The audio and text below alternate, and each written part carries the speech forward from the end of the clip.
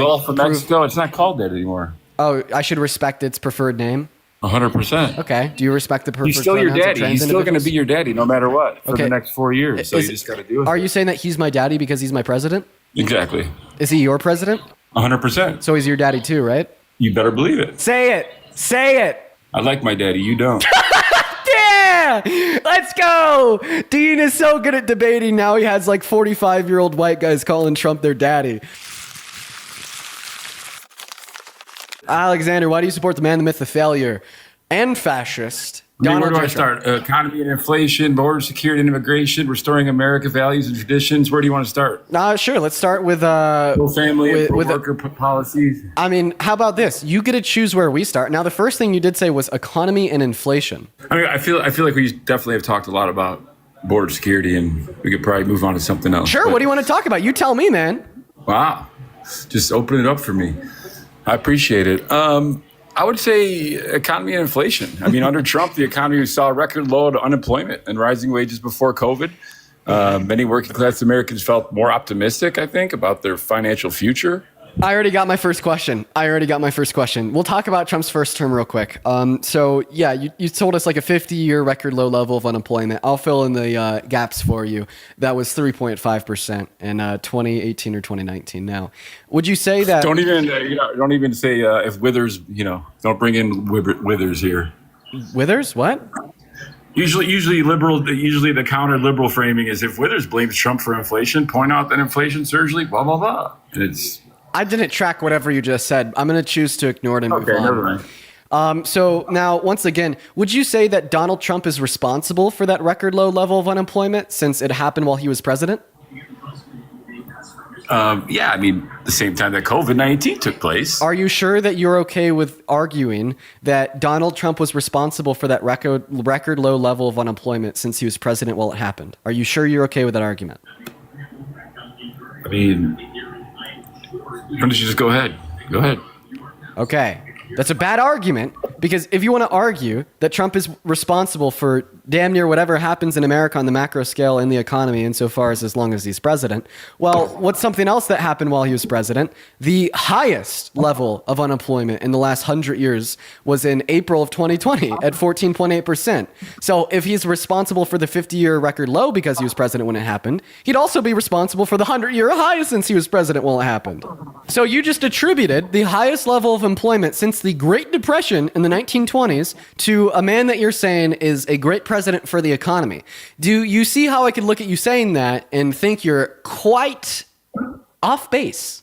First of all, what I said is under Trump, the economy saw record low unemployment and rising wages before COVID-19 is what I said. Okay, so you're not going to respond to what I just said about the reasons you attribute those to him is because he was president, and there's also a lot of bad things that happened under his presidency that we could also attribute to him.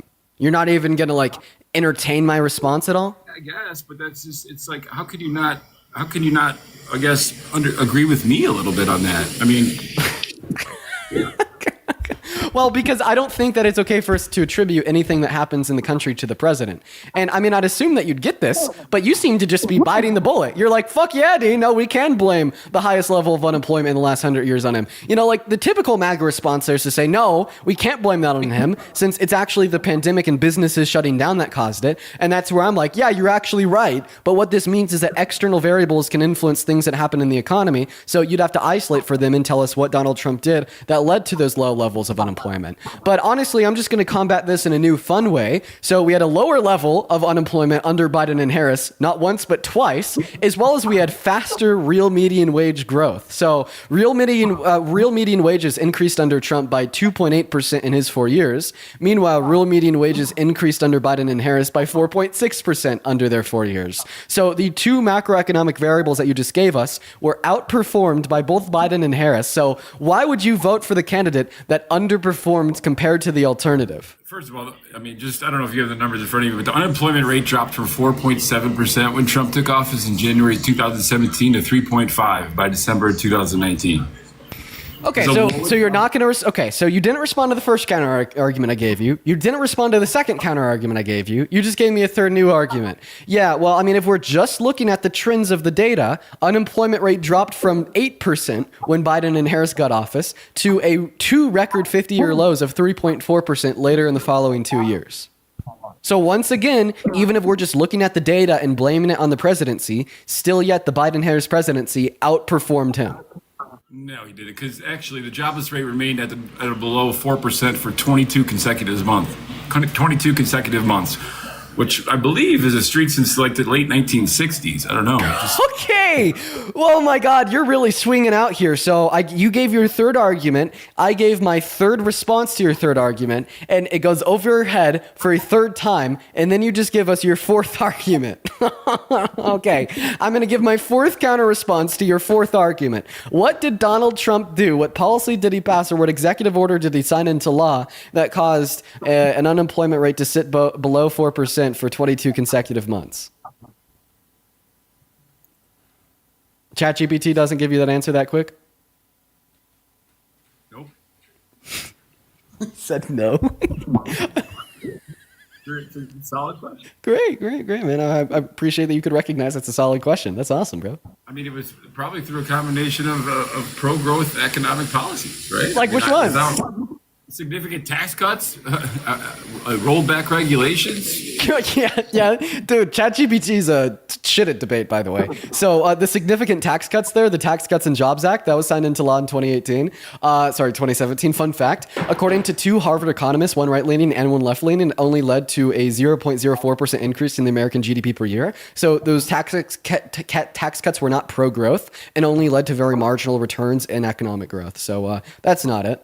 And then if your argument is deregulation, well, what did he specifically deregulate that was pro-growth for America and led to that low unemployment rate for 22 months straight? Oh, boy. See, even ChatGPT can't win against me, man. Isn't that nuts? I don't use Chat. All right, how about this? Let's give you a chance to respond here, but then after that, I might move on. Oh, you're still waiting for me to respond? Yeah, no, I'm waiting for you to respond, man. Once again, you said that the policy that led to very low unemployment rate was his pro-growth tax cuts. Well, I explained to you how they actually weren't pro-growth and only led to very small amounts of growth in the American GDP. And then you said deregulation, and I asked you what specifically did he deregulate that led to that very low level of unemployment for 22 months straight. So by the way, like just to kind of hold your hand here, the response would be either for you to refute the fact that his tax cuts only led to a very marginal amount of growth, or it would be to name like the particular things that he deregulated that increased jobs. I believe median household income. Oh, okay. All right. Well, so no, median household income shouldn't be concerned given the questions that I asked you, but I actually responded to that already. So median household income increased faster under Biden and Harris and Donald Trump. Under Donald Trump's first term, from the first quarter of 2017 until the fourth quarter of 2019, we only saw a 2.4% increase in real median wages. Meanwhile, under Biden and Harris, once again, 4.8% increase in real median wages. So the Democrats outperformed them there too. So now you have three things that I guess you could respond to. Either, try to prove me wrong as it relates to the idea that there's a quicker increase percentage-wise in real median wages under the Biden-Harris administration. You could also prove me wrong as it related to my claim that his tax cuts weren't pro-growth and only caused marginal increases in the American GDP. Or you could tell us what specifically he deregulated to increase jobs in America for 22 months straight in his first term. Are you done now? Yeah, man, I think I covered everything that you've said right there, as well as I kind of like laid out what you could do to like respond to me. Like I gave you like the logical next steps of what you should do from your perspective, or I guess what your options would be at least. You know, like maybe like you're gambling at it. Like, everyone is right. You just interrupt everybody. Like I was respectful. I let you finish, and then it's like you interrupt every time somebody starts to talk. I don't know why. What? Dude, I've been so respectful to you. What are you talking about? I've been so kind. Not just me. It's everybody. Like you just interrupt. Like I let you talk, and then I talk. It's real simple. What are we, dude? I've literally been so kind to you in this conversation. Why are you getting upset at me now? No, you have. Hey, there's nothing about being kind. It's just I feel like I'm getting interrupted, like the last three people. You haven't even been speaking. When I've responded to your arguments, you've just gone silent. There's been nothing to interrupt, man. That's because I always wait to make sure someone's done talking. Okay, man. Well, listen, dude. I'm trying to be nice to you here, and in fact, like I've been trying to be so nice that like I even like repeated my I even responses got to your people argument. messaging me saying Dean won against you. That's hilarious. Listen, man. I've been trying to be like really kind to you. Trump's deregulation efforts target a broad range of federal rules, right? With explicit goal of reducing costs for families and businesses. Instituted a 10-to-1 deregulation initiative. For every new regulation issued, agencies are required to eliminate at least 10 existing regulations, right? Rules, documents. This aggressive approach on his first term policy, eliminating 2 regulations for every new one. Yeah. So what specifically did he resulted in removing deregulate that helped 5.5 economic growth? regulations. So specifically, what did he deregulate that helped the employment rate? Energy and environment. Okay. He rolled back regulations to limiting domestic energy production, eased access, energy resources, and reduced environmental restrictions. Okay, we're going to talk about that. If your argument is that he deregulated energy, making it easier for us to produce more energy in America, you'd be basically saying that under Donald Trump, his deregulations led to an increase in the domestic production of crude oil, and that created more jobs in like the energy sector, and that's what upheld a low level of unemployment, right? Mm-hmm. Okay, well, that's not true. So the most oil ever produced in a given month in America under his first administration was 12.9 thousand barrels of oil per day in December of 2019. And that was beat for a year and a half straight under the Biden-Harris administration from July of 2023, producing 13.4 thousand barrels of oil per day. And then they kept that up for over a year straight, year and a half. And then like all of the oil production before July of 2023 was more than the month prior. And they just had to build out of the hole that was created by the business shutdowns of the pandemic. So no, once again, overall, there's more domestic oil production in Biden and Harris's 4 years, as well as they just literally produced more than Trump. In fact, we've never produced more oil as a country than we did under the Biden-Harris administration. So that point would be wrong. And if you like to fact check the fact that you were wrong, go to EIA.gov, type in U.S. crude oil production, and you could see it all laid out on a very interactive and visual graph for you. I'm like, yeah, dude, honestly, am I smarter than ChatGPT? Like, am I factoring in for things that even ChatGPT doesn't know? What, like, ChatGPT has access to like how many decitrillion bytes of like data to like use when like constructing responses. But I guess I just have access to better data than they do. Because obviously what ChatGPT should have, accounted for there was, what was the production under Trump's term compared to Biden and Harris's?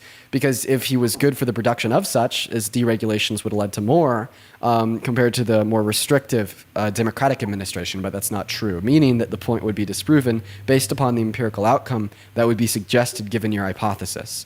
And because we don't see, right, the empirical outcome that your hypothesis would suggest, your hypothesis here would be incorrect. Well, I mean, the U.S. is already the world's largest oil producer before any of that even happened. Thanks, largely scaled. This isn't relevant to the point that I made, because as long as Donald Trump didn't produce more than Biden and Harris, I'm right and you're wrong. Okay. Trump's policies reinforce the trend, let's be honest. And during his presidency, U.S. oil production hit record levels. Okay, so making the country. So we have really easy reason to believe that they didn't reinforce the trend. That reason is the pandemic crashed oil to a 25-year low. Now, if the pandemic didn't happen and oil production just continued to increase from the day that Trump left office and Biden and Harris walked in, you would have an argument. But because it had a significant decrease because of the pandemic, you don't have an argument. I mean, okay. I mean, you know it's true, too. I mean, he rolled back regulations. Oh. He declared a national emergency. Mm-hmm. He's prioritized American oil. He actually didn't. He actually didn't do that. In 2018, he put more regulations on the production of crude oil in the Mexican Gulf of Mexico. So yeah, but now we're kind of getting to that point in the debate where you can't. The Gulf of Mexico. It's not called that anymore. Oh, I should respect its preferred name. 100%. Okay. Do you respect the preferred? He's still your daddy. He's still going to be your daddy no matter what for the next 4 years. So you just got to do it. Are you saying that he's my daddy because he's my president? Exactly. Is he your president? 100%. So he's your daddy too, right? You better believe it. Say it. I like my daddy though. You don't. Say it. Say it. I like my daddy. You don't. Damn. Yeah, let's go. Dean is so good at debating. Now he has like 45-year-old white guys calling Trump their daddy. I love what I do, man. I gotta say, I have one of the most. Your daddy. I have one of the most rewarding jobs for like a billion fucking reasons. I gotta say, like what I do is so fun sometimes. No, what you do like, is what you do is good too. I can lie. This guy lost the argument. Now I'm having him say that he likes his daddy. All right, man. Anything else you want to go over before I move on to the next guest? I guess the only reason why I suggest moving on right now is because you lost this argument about like deregulation under Trump relating to oil production. I was able to explain to you why you lost the argument, pointing out that there's more oil produced under the Biden-Harris administration, as well as I was able to refute your point that he just onset the trend of oil production, which is why they were able to produce more. Let me ask you one pointing out the question before fact you that drop we had a me. lot of crashes caused by the pandemic, which put us at a 25 to 35 year low. So they didn't just simply pick up on what he left them with. And that made you lose the position, right? I mean, you lost the position because you're wrong about what's true in the world around you. And then you started talking about Trump's my daddy. So, I mean, I think you've gotten to the point where you've lost the debate and it's got you really angry. Can I ask you one upset. last question?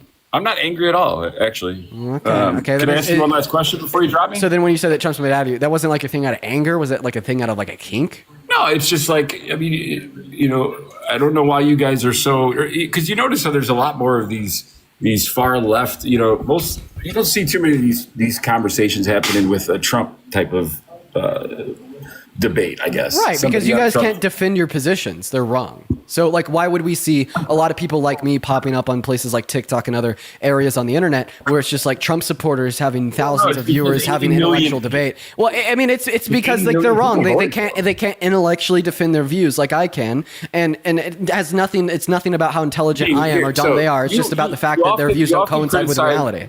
You often criticize Trump's energy, his economic policies, but under Trump, America became the world's top oil producer. Gas prices were lower. Yeah, I already respond to that, man. Just let me finish. No. I'm not going to let you finish because I already respond to that, big boy. Come on, bro. I've given you the refutation 3 times and then you just ignore it, then repeat yourself. Am I not allowed to be fucking annoyed? Like, goddamn, you got the script off of Google and your goal is to read it to try to beat me in a debate. But when I fucking prove your script wrong, you just start malfunctioning and repeating. Like, dude, if you malfunction and repeat, yeah, man, I'm going to interrupt you. If those policies led to record low unemployment and real wage growth for everyday Americans, what specific Biden or Democratic policy had delivered better results for working families? There's the malfunction there's the malfunction and repeat again. You said it's those policies that led to real median wage increases. I showed you that we had real median wages increase to a higher extent at a higher percentage under the Biden-Harris administration compared to Donald Trump's first term. And you also said that his policy of his tax cuts led to economic growth. Okay, I demonstrated to you how you were wrong about that too by pointing out the study by the Harvard economists, one right-leaning, one left-leaning, saying that it didn't lead to much economic growth at all. You're malfunctioning and repeating again. You malfunctioned and you repeated your claims that related to oil production. I called you out for it. So then you ignored me. And then you malfunctioned and then you repeated your claim as it related to his policy like deregulation and tax cuts transpiring to low levels of unemployment and high levels of economic growth. I refuted that. What are you going to do now? Okay, because you're obviously not going to respond to any of my counter arguments. That's not what you're here to do. You can't respond to those. So what's the new angle going to be? My guess would be here is that you're only going to further repeat yourself about how his policy was good for these reasons, even though I've proven you wrong. And you may just ignore every word that's coming out of my mouth right now and go back to asking me for the Biden-Harris policy that I thought was good. And keep in mind, the only reason why I'm not telling you the Biden-Harris policy that I thought was good is because this is a dishonest pivot. You know what I mean? Like, let's not dishonestly pivot. Let's actually like try to stay in line with what we were discussing first. You know, if you could at the bare minimum at least acknowledge my counter arguments to everything that you've said so far, I don't mind moving on to the Biden-Harris administration and telling you why I thought they were good in naming their policy. If I'm just getting no acknowledgement of my counter arguments, I'm not going to lie to do that. I've acknowledged you. You know, what kind of acknowledgement are you looking for? Yeah, response. You haven't responded to anything that I've said. Seriously, man, not a single argument I've given you has been responded to.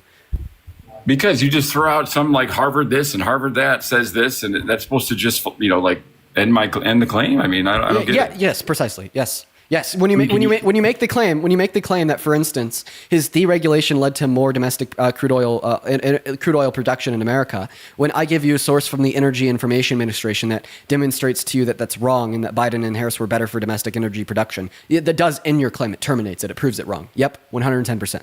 It's not true, though. That's the thing. It's not true. Okay, are you saying that the data that I gave you wasn't true? The orders removes the regulatory barriers. Wait. I just want to clarify. What are you saying is not true? Are you saying that the data I gave you from the Energy Information Administration relaying the fact that the Biden-Harris administration was better for the production of crude oil? Are you saying that claim's false? Yeah. Okay. Well, so let's be hyper specific here. Why do you think that claim is false? Is it because you have competing data? Is it because you have some reason to find the EIA unreliable? What's the specific reason that you'd say that claim is wrong? Because I know for a fact, particularly those imposed by the EPA, such as rules on greenhouse gas emissions from vehicles. Whoa. No. We're talking about the data that the EIA, the Energy Information Administration, gives us. You said that the data that they report about how the Biden-Harris administration produced more oil is wrong. So, why do you think their data is wrong? Is it because you have competing data that demonstrate that there's more oil produced under Trump's first term from a more reliable source? Or is it because you have reason to believe that the EIA is unreliable? Which one is it? Well, because I personally haven't seen the EIA report, and I would have to look at it. Wait, so therefore it's false? Wait, sir, have you seen Australia? Have I seen Australia? What do you mean? Have you been to Australia? No. So that means Australia doesn't exist, and anybody that says it does is wrong? No. Okay, so just because you haven't seen the data that I gave you doesn't mean the data is false. It's okay, so just when I tell you something, then it's got to be true too then, right? What have you said substantiated by with an argument? Because I'm giving you an argument that entails the conclusion that I'm right, you're wrong. You're not giving me an argument that entails the conclusion that you're right and I'm wrong. And I've demonstrated that a bunch, right? I told you, upon taking office, Trump immediately blocked proposed Biden-era rules. Okay, so now we're talking about something related to his second term. I mean, this whole time we've had a conversation about his first term. So, you actually haven't told me that before. That was new. You came up with that on the spot. I mean... Am I going to make you cry? I'm getting close. I am. I'm going to go ahead and end the conversation, man. Have a good rest of your day. Please, just hear me. Please, hear me out. Hear me out for what I have to say, bro. The reason I've kept you up here, even though we've lost a bunch of viewers and everybody in the chat is telling me to kick you, is just because you were wrong, but you were giving me your arguments in not a super hostile way. So I thought maybe I could demonstrate to you why you were wrong. Poor guy.